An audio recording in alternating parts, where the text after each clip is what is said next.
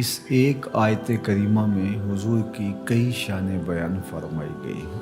یا ایہا النبی انا ارسلناک شاہدا و مبشرا و نذیرا وداعیا الی اللہ باذنہ و سراجا منیرا۔ لفظ نبی کا ترجمہ امام قسطلانی علیہ رحمہ یہاں لکھتے ہیں کہ النبوۃ ہی الاطلاع علی الغیب۔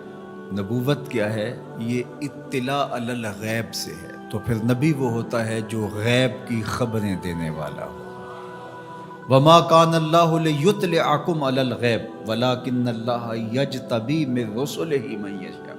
یہ اسی کی شان ہے، غیب وہی جاننے والا ہے، لیکن وہ رسولوں میں سے جس کو منتخب کر لے، جس کو چاہے وہ علوم غیبیہ سے نواز دے۔ تو دو لفظ قرآن مجید میں استعمال ہوئے، الا من ارتضی من رسول، رسولوں میں سے جس پر وہ راضی ہو جائے، ولیکن اللہ یجتبی من رسلہ من یشاء، وہ رسولوں میں سے جس کو منتخب کر لے۔ تو اجتباء اور ارتداء دو چیزیں ہیں۔ اب حضور کے مبارک نام پڑھیے، حضور کے ناموں میں سے ایک مرتضیٰ بھی ہے، ایک مجتبیٰ بھی ہے۔ تو مطلب کیا ہوا کہ وہ غیب کا جاننے والا، وہ عالم الغیب نہیں، غیب کے خزانے کسی کو دیتا، لیکن جب دینے پہ آئے تو مجتبیٰ کو دیتا ہے، مرتضیٰ کو دیتا ہے۔ اور پھر یہ اتنی شانوں کے مالک ہیں، جہاں ضرورت پڑے پھر بخل سے کام نہیں لیتے۔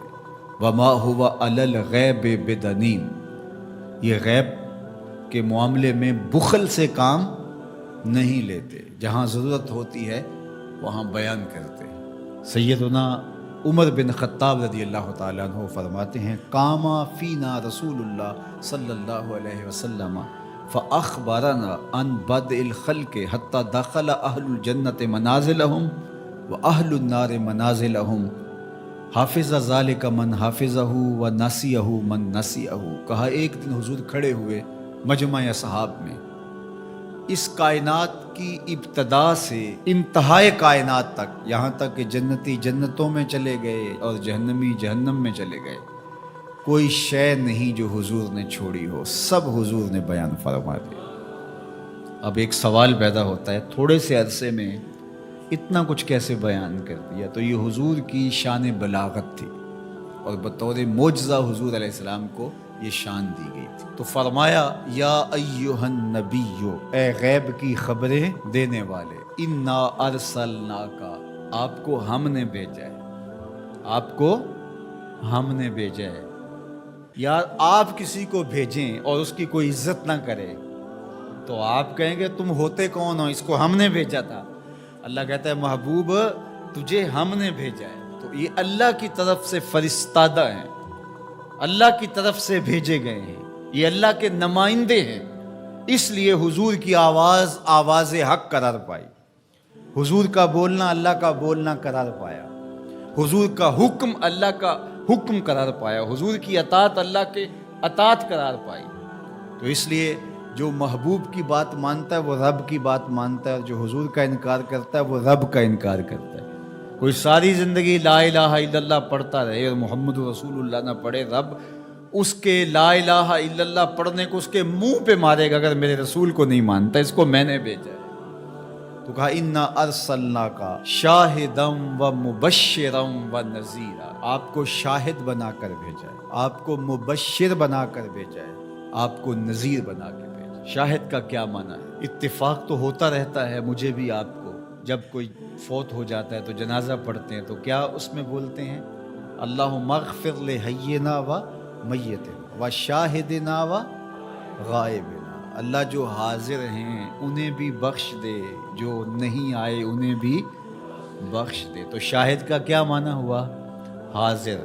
امام راغب الاصفہانی جو کہ لغت کے امام ہیں اور مفردات قرآن میں قرآن مجید کے الفاظ کی تشریح کرتے ہوئے لفظ شاہد پہ بات کرتے ہیں، تو وہ کہتے ہیں کہ الحضور مع المشاہدت اما بالبصر او بالبصیرہ، کہ شاہد کا معنی کیا ہے؟ حاضر ہونا مشاہدہ کے ساتھ، چاہے بالبصر چاہے بالبصیرہ۔ آنکھوں سے دیکھ کر کے مشاہدہ کرنا یا اللہ کی دی ہوئی باطنی قوت سے مشاہدہ کرنا؟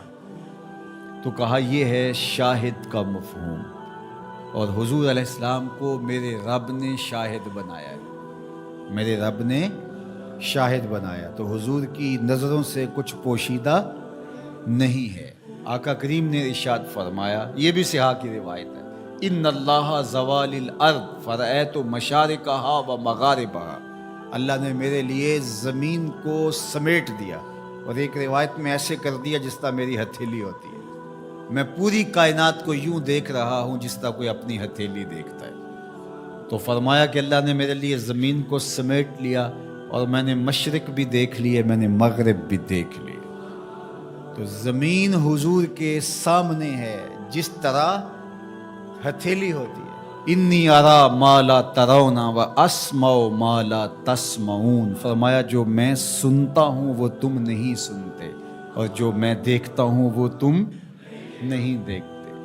سورج کو گرہن لگ گیا، حضور نماز کے لیے کھڑے ہوئے، نماز پڑھاتے پڑھاتے حضور نے ہاتھ آگے بڑھایا، پھر حضور نے ہاتھ پیچھے کھینچ لیا، سلام پھرا تو صحابہ نے پوچھا حضور آج نماز میں آپ نے ہاتھ آگے بڑھا لیا تھا جس طرح کوئی چیز پکڑنے لگے ہوں، پھر آپ نے ہاتھ پیچھے کھینچ لیا، کیا ماجرا ہوا؟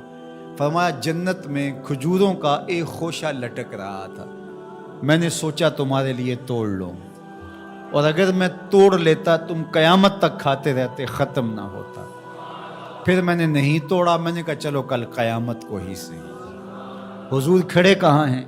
مدینے میں، صحاح کی روایت ہے، کھڑے کہاں ہیں اور ہاتھ اٹھا کے کہاں تک پہنچایا؟ جنت میں۔ صحیح بخاری اٹھائیے، باب تصفیۃ الصفوف ہے، حضور نے فرمایا صحابہ صفیں سیدھی رکھا کرو، مت سمجھو میں صرف آگے دیکھتا ہوں، میں آگے بھی دیکھتا ہوں، میں پیچھے بھی دیکھتا ہوں، میں تمہارے رکوع بھی دیکھتا ہوں، دلوں میں پیدا ہونے والے خشوع بھی دیکھتا ہوں۔ اے فروغت صبح آثار و دہور، چشم تو بی نندائے ما فی الصدور، انا ارسلناک شاہدا، محبوب ہم نے آپ کو شاہد بنا کے بھیجا، و مبشرا، ہم نے آپ کو مبشر بنا کے بھیجا، خوشخبری دینے والا ہے، نیکوکاروں کو جنت کی بشارت دینے والا ہے، اہل ایمان کو اللہ کی رضا کی بشارت، جنت کی بشارت دینے والا، یہ حضور کی شان ہے۔ پھر فرمایا و نذیرا، ڈر سنانے والا، کفار کو، عاصیوں کو، بدکاروں کو، اللہ کے نافرمانوں کو جہنم کے عذابوں سے ڈرانے والے، یہ نبی کی شان ہے، نبی مبشر بھی ہیں اور نذیر بھی ہیں۔ وَدَاعِيًا إِلَى اللَّهِ بِإِذْنِهِ، اور اللہ کے اذن سے اللہ کی طرف بلانے والا، اور جس طرح میرے حضور نے بلایا ہے، یہ تاریخ کا انوکھا باب ہے۔ وَسِرَاجًا مُنِيرًا، روشن آفتاب بنا کر کے جس کے جلووں سے ظلمتیں دور ہو گئی۔ حضور حصی اعتبار سے بھی سراج منیر ہیں، اور معنوی اعتبار سے بھی سراج منیر ہے۔ معنوی اعتبار سے اس طرح کہ ظلم، شرک، کفر کے اندھیرے حضور کے آنے سے مٹ گئے، ناانصافیاں ختم ہوئیں، اور حصی طور پہ حضور کے مبارک بدن سے نور نکلتا تھا۔ تو ذرا اس آیت کریمہ کو دیکھیے، ایک آیت میں حضور کی عظمتوں کے موتی پروئے ہوئے۔ یا ایھا النبی انا ارسلناک شاہدا و مبشرا و نذیرا و داعیا الی اللہ باذنہ و سراجا منیرا، زیراں زبراں شداں مداں شان ادی وچ آئیاں، عاماں لوکاں رمز نہ کوئی، خاصاں خبراں